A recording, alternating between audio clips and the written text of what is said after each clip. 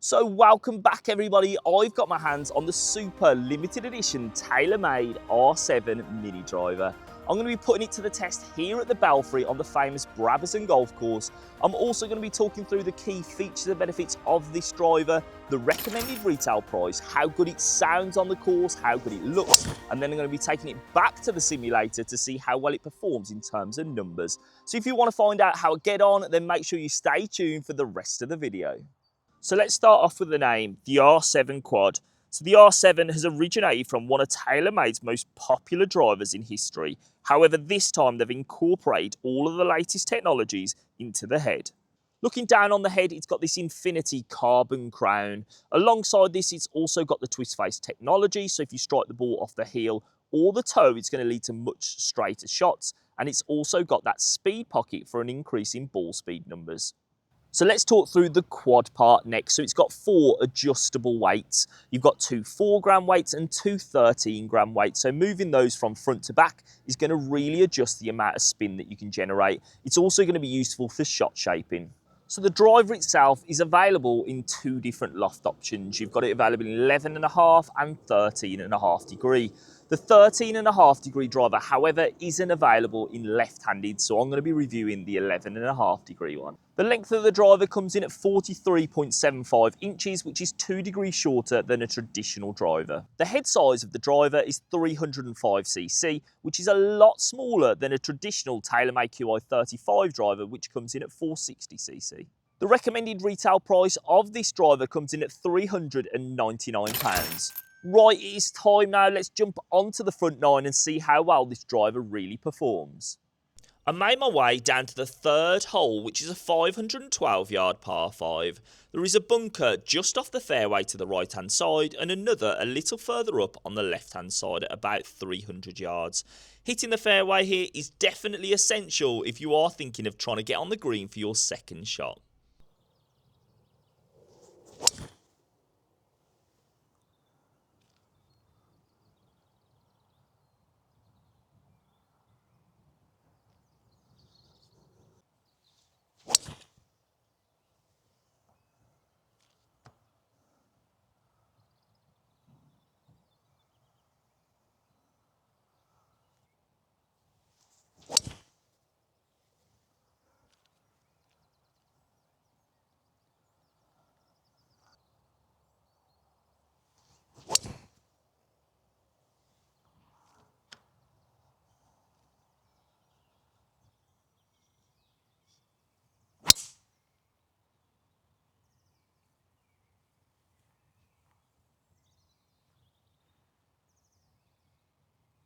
I managed to find the fairway 4 out of 5 times on the 3rd hole. What I would say about this driver, it felt really nice and easy to hit. It was nice and forgiving as well. The sound was great.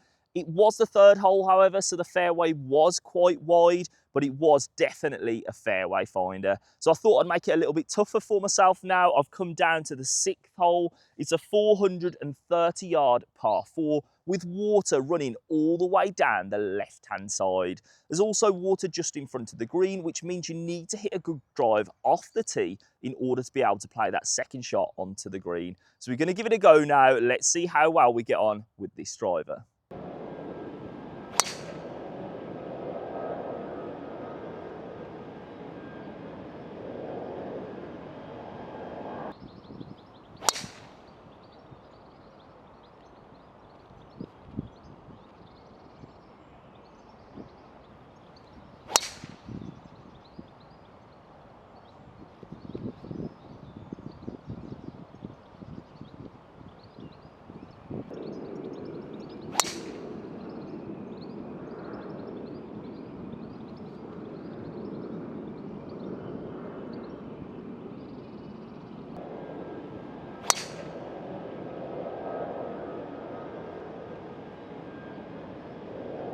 So out of the 5 shots that I played, I managed to find the fairway 3 times. I've got 1 just down here, and then I've got 2 just to the side over here as well.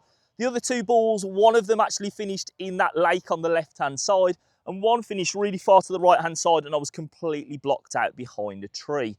But in terms of the distance, I've still got around 180, 190 yards left into the flag, so it's still a difficult second, but it's hard to tell how far I managed to drive the ball off the tee. So what I'm going to do is I'm going to jump into the simulator now, just hit a few shots in there to see what the ball speed numbers are like, see what the carry distance is like as well.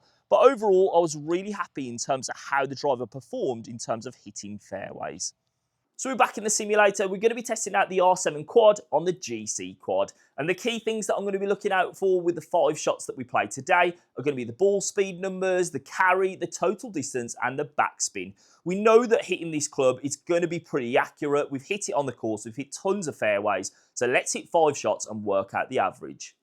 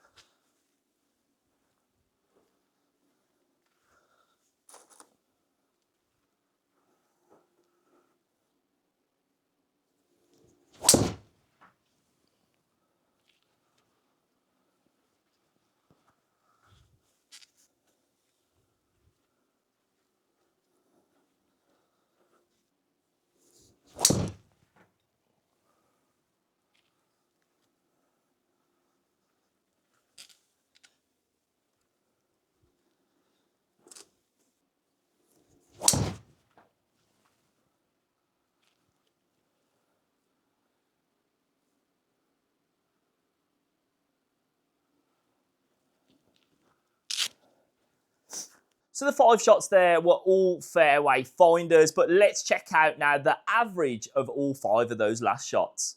So what I've done, I've popped all of the information on the screen behind me. I'm going to be using the R7 quad now as a pointing stick, as it's going to come in handy for that. But if you can't see the numbers, don't worry, I will pop them on the screen as well. So first thing we're going to look at is the ball speed, and the ball speed number is coming in at 154 miles per hour on average. With my QI35 driver, my ball speed average is around 157, so it's only a few miles per hour faster actually, which is quite interesting. The next thing to look at is going to be our backspin. So on average, my backspin was 2,639. So it's a little bit higher than my driver currently, but it did mean that I hit loads of fairways with this club. So I was really impressed. I wouldn't really want to lower the driver backspin too low.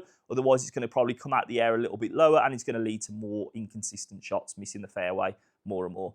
So let's look at the next one. We will look at, I can't not look at that one, the offline. I did say I wasn't going to mention it, but it was only 2.9 yards offline on average, which was really good. With every single one being under sort of 22 yards offline, which was really good. We had even one with a 3.5 yards offline, so that was really, really straight. But let's have a look at the carry distances. On average with my carry, it was 260. My longest carry was up at 267. But to have a 260 carry on average with a mini driver was pretty impressive. And also, if we look at our total distance, we had a total distance of 280 yards. So overall, very, very pleased with the R7 quad driver. So the question you've all been waiting for, should you buy the R7 quad mini driver? And the answer is yes, if you want to hit more fairways. It's a great option if you definitely need to try and hit more fairways and you're spraying the ball left and right. It's 2 inches shorter than standard. It helps you try and find fairways. It is a definite fairway finder. If you're after maximum distance off the tee, then I probably wouldn't recommend the mini driver as it's a little bit shorter. It proved with the stats as well that the carry distances were a little bit shorter, the total distances were a little bit shorter. But like I said again, it is a fairway finder. Hopefully this video, guys, has helped you understand a little bit more information about the R7 Quad Mini Driver. If it has, please leave this video a like. Make sure you comment on the channel as well, and I'll try and get back to you as fast as possible. Make sure you stay tuned for more videos to come. Thanks for watching.